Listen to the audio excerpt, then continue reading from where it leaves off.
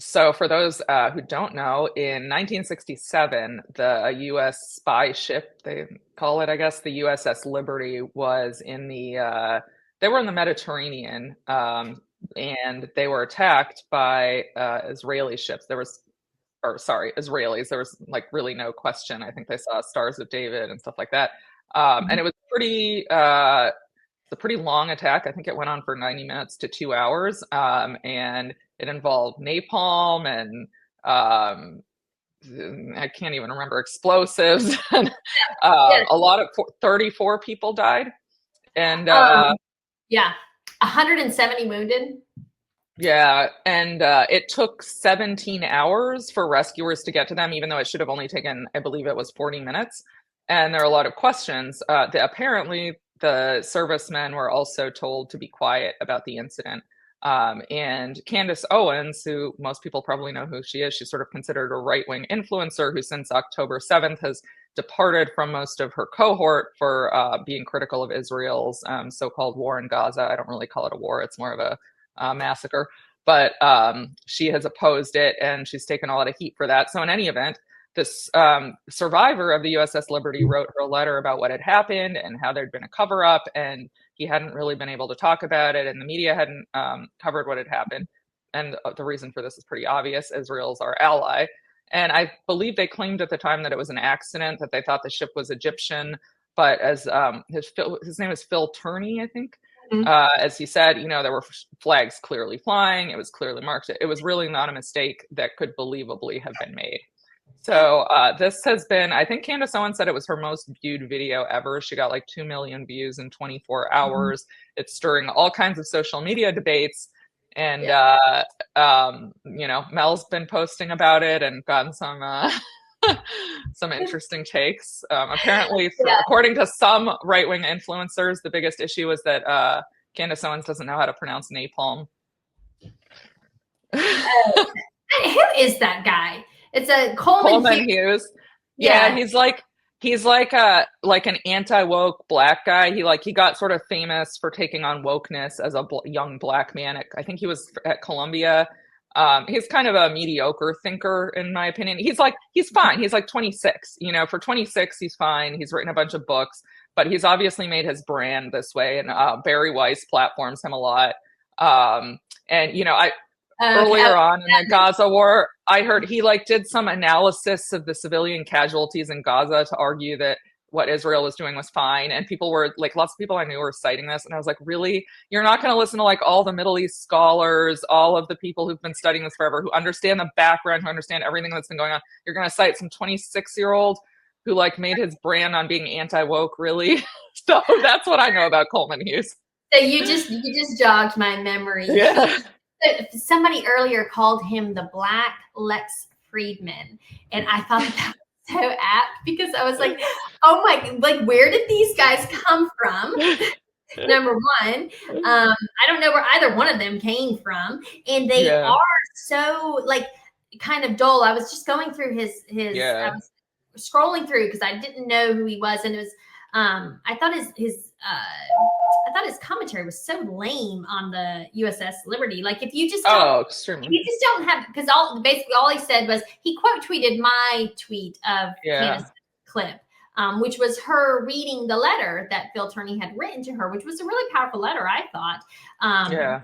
And it actually he was a little bit mocking me in that Yeah. I didn't know that the attack on the Liberty, if you read up on it, or if you just read regular news stories, it kind of gets put off like it was just a torpedo was shot into the ship and then that was it, right? And it was a mistake, right?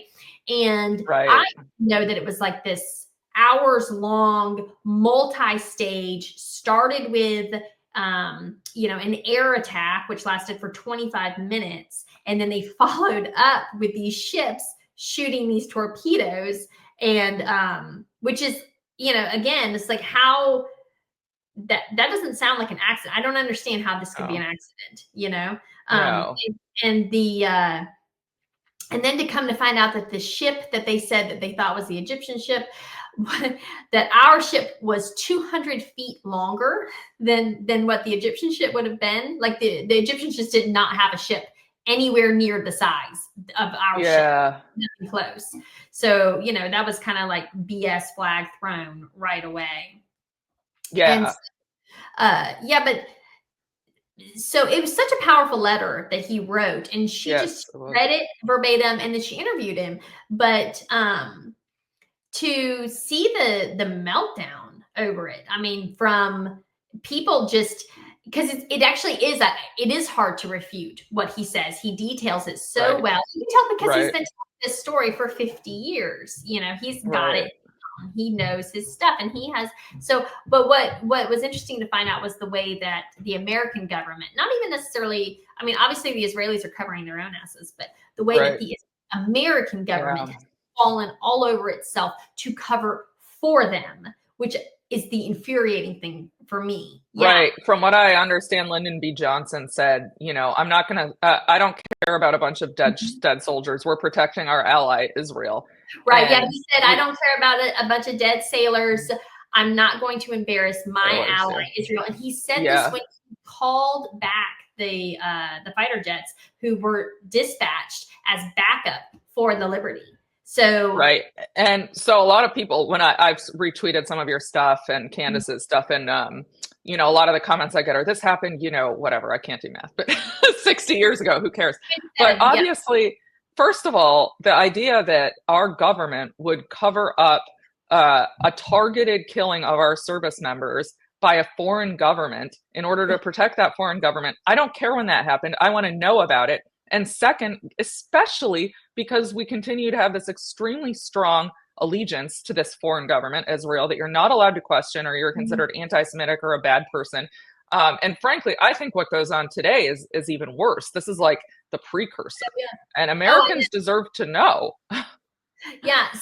So yesterday when I was, doing some research on this, I came across this from 2004, this official inquiry into the attack on the that was great. John Conyers, which is kind of funny if you don't know anything about John Conyers. He was like he's a civil rights icon who from Detroit, who went to Congress. He was in Congress for like 50 years. He had a bit of a scandal. I can't remember. I think it was like 2009, 2010, where the FBI ended up raiding his house. I think it was, or his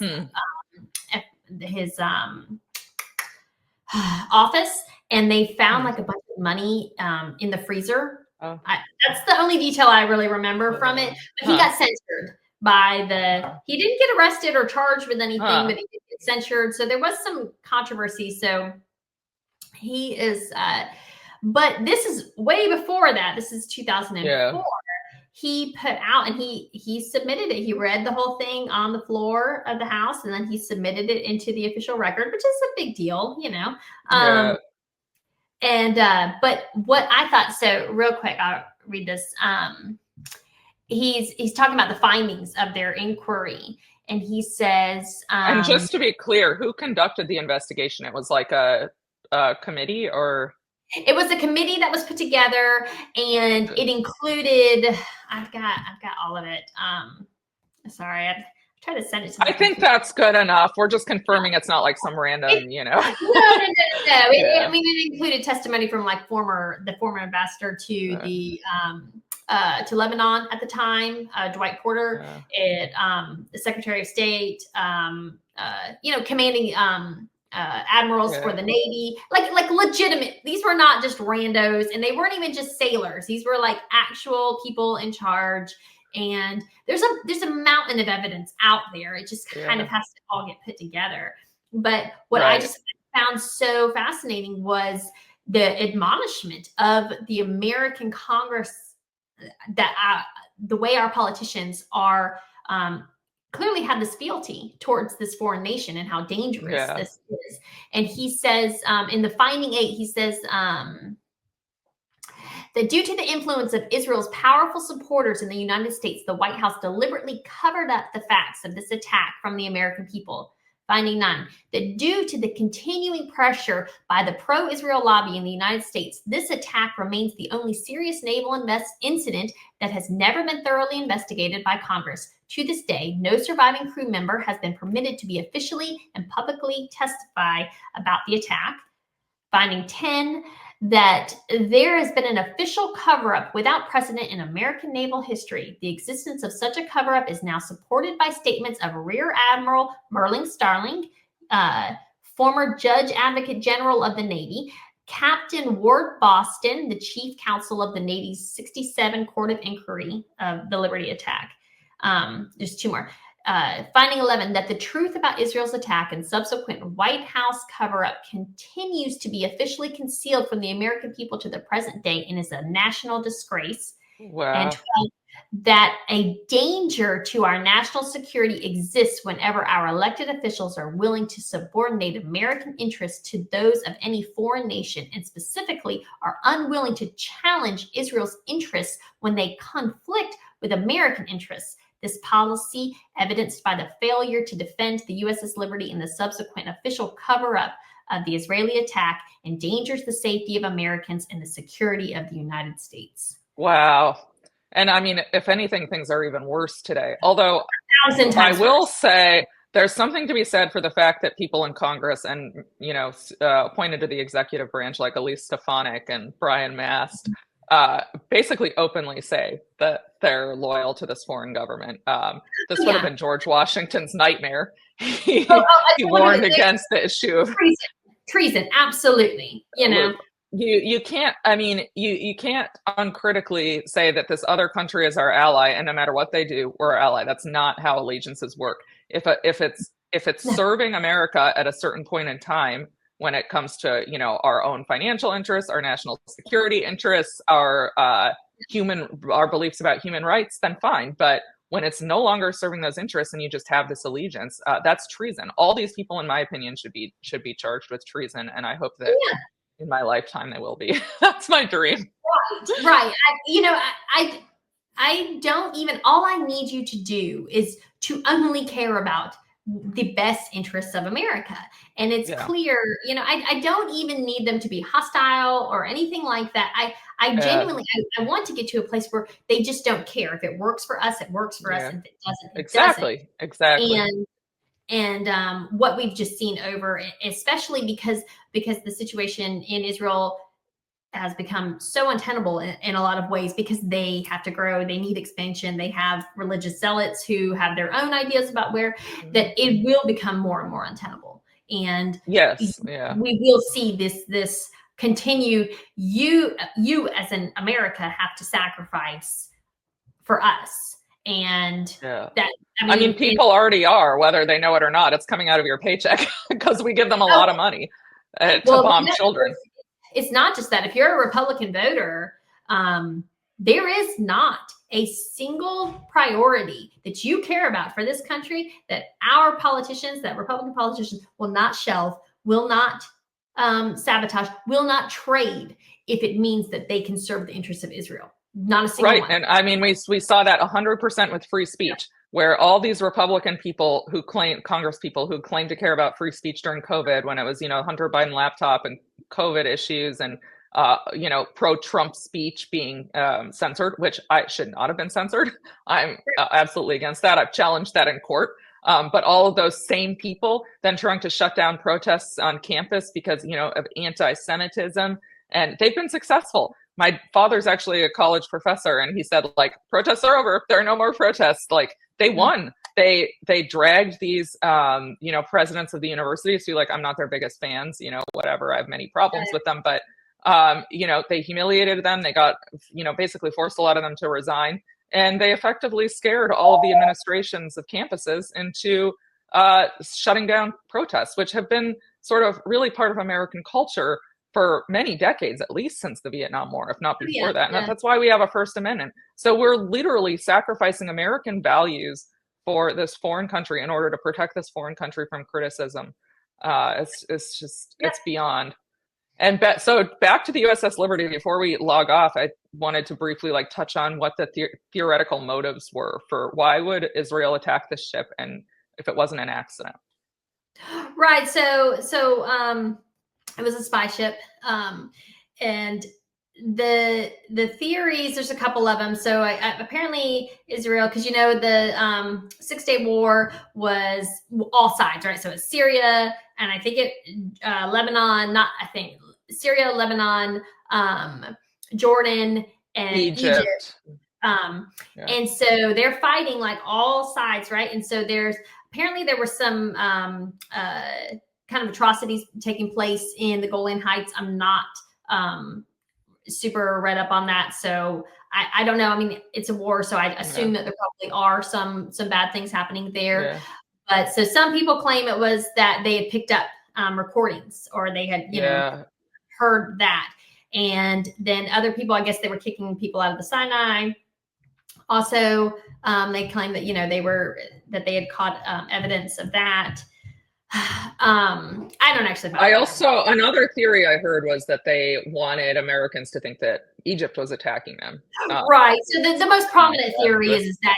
So those are like the little theories, and then the most prominent one is that they wanted it to be a false flag, sink it, because the when the air raid happened, the air raid was conducted by fighter jets that had been blacked out. Right. They actually weren't marked as Israeli, and they were going to sink the ship, kill all the sailors, and then blame it on Egypt. And then why would they do that, right? Because of course the Israeli advocates would say, well, why? It was a 6-day war, we won, right? Right. And I would probably say, well, because they wanted more land, because this actually goes back to being serious, the Greater Israel Project, and understanding that Israel has never defined its own borders. And the reason that they refuse to define them is because those borders, what they really want, are from the Euphrates to down into the Sinai. And so that's the real thing. So at any time, they're going to do what they can to get more land. And I actually think that's a pretty easy explanation, and it makes just as much sense as them claiming that whoopsie daisy, we didn't know. Right. Well, I guess one of the upsides of it being a slow news week, in addition to it meaning not terrible things are happening to too many people, although Syria is a mess, but that's another story, is, we get to hear about these events that took place a long time ago, and I think are still relevant. And I think that, it's touching a nerve, I think, with a lot of people. They're saying, wait a second, why does this country have so much influence over us? And why are politicians sacrificing our interests and literally sacrificing us for this foreign country? And I think that's why Candace's video got so much interest. Something that really irked me was Phil Turney saying that, the survivors of the Liberty, they hold a memorial every June 8th at in Arlington, or they have I guess they have a monument. He said that not a single member of Congress has ever once attended. I saw that, which is shocking. So these losers go to everything. Yeah, and the idea that they would not attend a memorial for fallen sailors is just so asinine to me. How many IDF funerals do you think they've gone to? Funerals of IDF soldiers. Elise Stefanik has quite literally been tweeting about the hostages for 400 something days, every single day. That's all she tweets about. But we can't get a single member of Congress to go for an hour up to Arlington. Like that's wrong. It is shameful, and I think things are changing. But hopefully, So, well, very good. This was great conversation, and we'll have more of them. And we'll see you guys soon. Bye.